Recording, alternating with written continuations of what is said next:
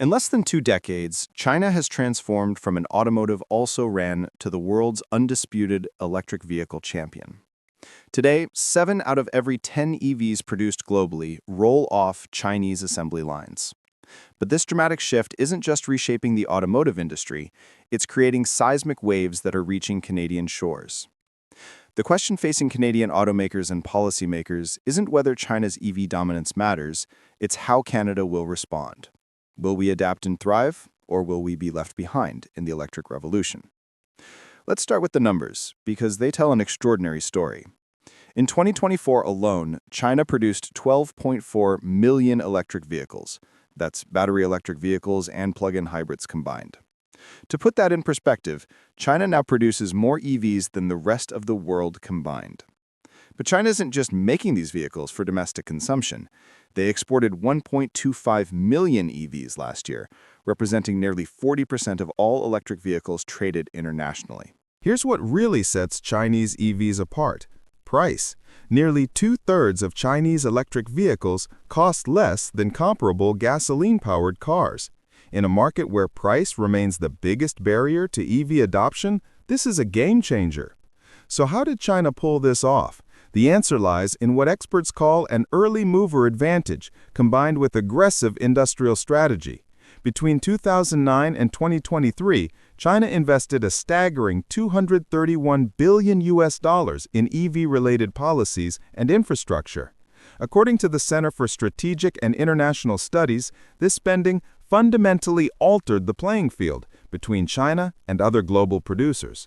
But China's dominance goes deeper than just assembly lines. They've mastered the battery, the beating heart of every electric vehicle, representing up to 40% of its total cost. Chinese manufacturers lead the world in lithium iron phosphate battery technology, which is cheaper than the nickel manganese cobalt batteries common in Western markets. And if we go even further upstream, China's advantage becomes even more pronounced. In 2024, China refined 80% of the world's cobalt supply, 61% of its lithium, and 30% of its nickel. This refining capacity is crucial. It allows for cost-effective, large-scale production and reduces reliance on external suppliers. In essence, China controls the entire supply chain from raw materials to finished vehicles. But China's success story has a complicated subplot. Back home, the market is becoming increasingly crowded. There are now 129 EV brands competing in China's domestic market. State-led support has fueled massive production capacity, but it's also led to overproduction. The result: falling prices and shrinking profit margins. Chinese manufacturers' response has been predictable: ramp up exports. But this strategy is raising concerns about dumping, selling vehicles below cost to gain market share, particularly in key markets like the European Union. The numbers tell the story of these tensions.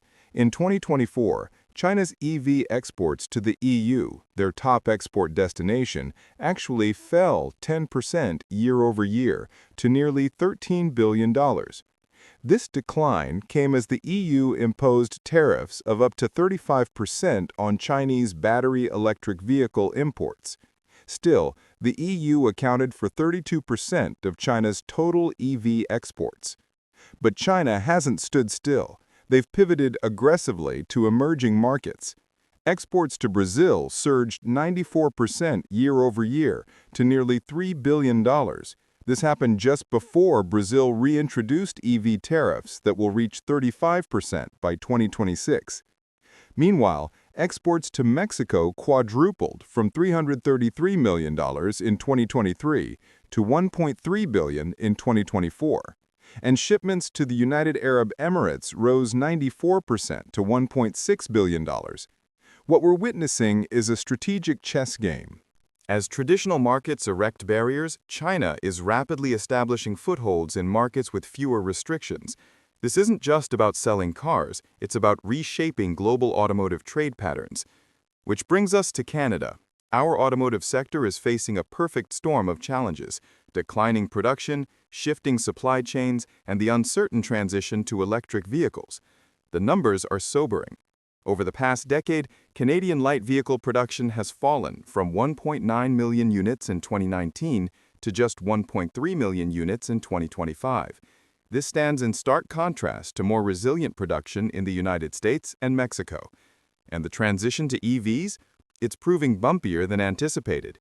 EV adoption is slowing in both Canada and the U.S. In the third quarter of 2025, U.S. EV sales did hit a record, 438,487 vehicles sold, up nearly 30% year-over-year. But here's the catch.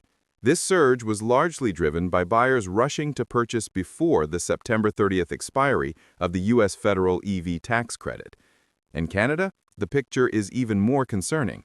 Statistics Canada reported that zero-emission vehicle sales in the second quarter of 2025 dropped 32% compared to the previous year. July and August continued this downward trend, with year-over-year drops of 34% and 37%, respectively. Project delays, cancellations, and restructuring have exposed just how fragile Canada's automotive industry has become. And here's the vulnerability. 93% of Canadian motor vehicles and parts are exported to the United States. We're deeply tied to American policy decisions. When the U.S. federal EV tax credit expired, the ripple effects were felt immediately across Canada. But it's not all doom and gloom. Canada has certain competitive advantages, particularly in the EV battery supply chain. We have abundant reserves of critical battery minerals, cobalt, lithium, nickel, and graphite. The challenge? We're well positioned as a supplier of raw critical minerals, but we lack the refining capacity to fully capitalize on this advantage. Remember China's dominance in mineral refining? That's the gap Canada needs to close. Scaling up refining capacity is crucial to capturing more value and reducing reliance on foreign processing. So what does the future hold? Despite the short and medium-term headwinds, Canada's long-term EV outlook remains cautiously optimistic. The International Energy Agency expects electric cars to account for 40% of all car sales by 2030. North American automakers are continuing to invest for the long term. Ford recently announced a $5 billion investment in EVs and EV batteries. According to Electric Mobility Canada estimates, electric mobility could account for 61% of Canada's transport sector GDP and 58% of the sector's employment by 2040. That's not just a transition, that's a transformation. Canada's EV battery industry is particularly well positioned for long-term growth. Major investments are already underway, like Volkswagen's PowerCo battery gigafactory in St. Thomas, Ontario. Further developments in mineral-rich regions like Ontario's Ring of Fire, combined with increased government efforts in critical minerals extraction and refining, could provide the foundation for Canada's long-term competitiveness in the EV battery supply chain. But success isn't guaranteed. Canada needs a comprehensive strategy that addresses several key areas. First, investment in getting more mines to production. We have the minerals, we need to extract them efficiently and responsibly. Second, dramatic expansion of domestic refining and processing capacity. We can't continue shipping raw materials abroad and buying back refined products. Third, policy stability and support for the EV transition. The industry needs predictable, long-term frameworks to make major investment decisions. And fourth, strategic partnerships, particularly with the United States and other allies, to build resilient, secure supply chains that can compete with China's integrated system. The story of China's EV revolution is ultimately about more than cars. It's about industrial policy, strategic vision, and long-term commitment. China made a bet on electric vehicles nearly 2 decades ago, invested heavily, and is now reaping the rewards. For Canada, the question isn't whether we can compete with China's scale. We can't. The question is whether we can carve out a strategic niche in the global EV ecosystem. Our advantages in critical minerals, our manufacturing expertise, our proximity to the U.S. market, these are real assets. But advantages don't convert themselves into success. That requires vision, investment, and yes, a willingness to think strategically about industrial policy in ways that may have seemed unfashionable just a decade ago. The electric vehicle revolution is happening with or without Canada. The only question is what role we'll play in it. Thank you for watching. What are your thoughts on Canada's EV strategy? Share your comments below. And don't forget to subscribe for more analysis on the future of transportation and clean technology.